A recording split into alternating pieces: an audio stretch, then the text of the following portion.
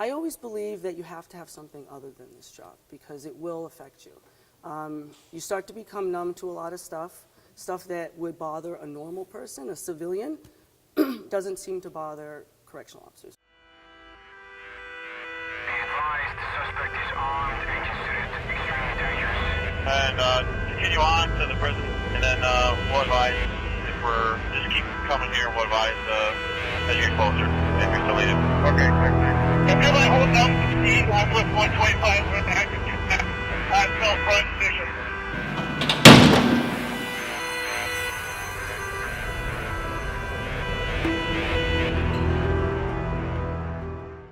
My name is Yvonne Souto, and I'm a sergeant. I'm a sergeant at MCI Framingham, which is a female institution. Okay, why? Why do you do what you do? The job is great because you have great benefits, pension. It's a state job, so I decided to try it. And nobody really knows what the job entails until you graduate from the academy and you're actually set foot behind the walls. And then you're like, oh.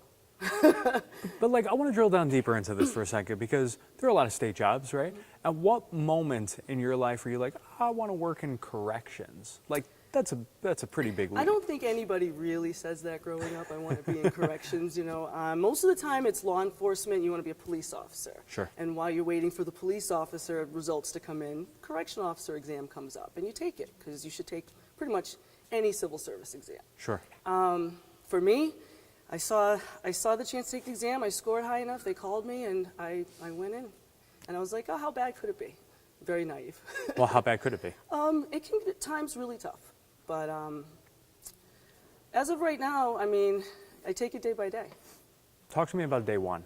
You walked in there. What was it like? What was that feeling that you had? You know, what was the impact? I was very nervous. I didn't know what to expect. The academy, you know, tells you one thing, it's going to be just like this, and it usually isn't. It's different. You know, it's all different. But I walked in, and you just keep your head down, and you just observe. The first day, you have to observe everything. So. Any particular memories or experiences that stand out? Good, bad, ugly, indifferent? There was once, it was like my first year. There was an inmate. She was cutting up. She had a razor, and she had HIV. She had hepatitis. She had anything you can think of, and she was naked. So there was blood everywhere.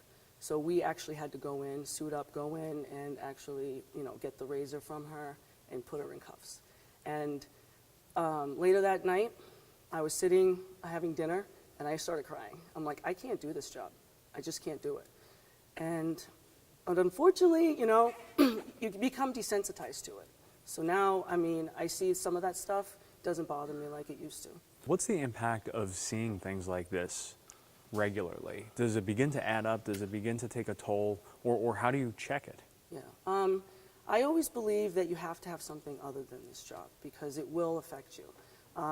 You start to become numb to a lot of stuff that would bother a normal person, a civilian, doesn't seem to bother correctional officers. We can't let it bother us. You know, we have to be able to make a decision and act on it in in that blink of an eye, and be able to just not panic or, you know, back down from a situation. Talk to me about the training a little bit. What's it like? Do you drill regularly? How does that all work?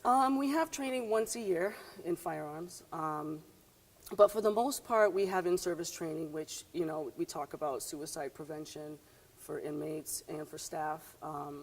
We do the CPR and just any other issues that come up that they see fit, then we, you know, go to the training for that.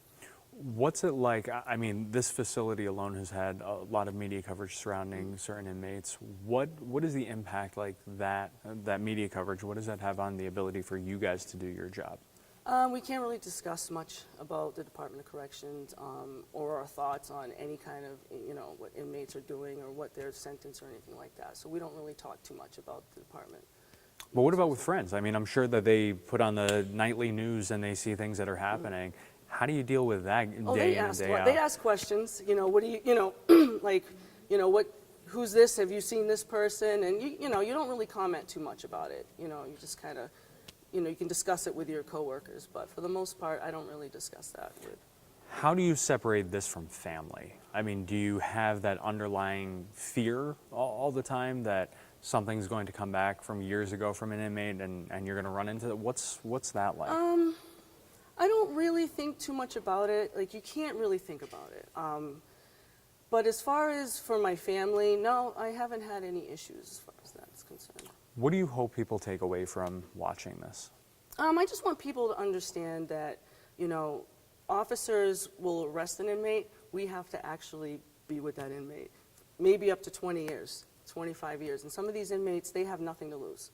And it does affect us. It affects our minds. It affects, you know, sometimes how we think when we go home. And if you have a loved one in this position or in this job, just try to understand what they're going through.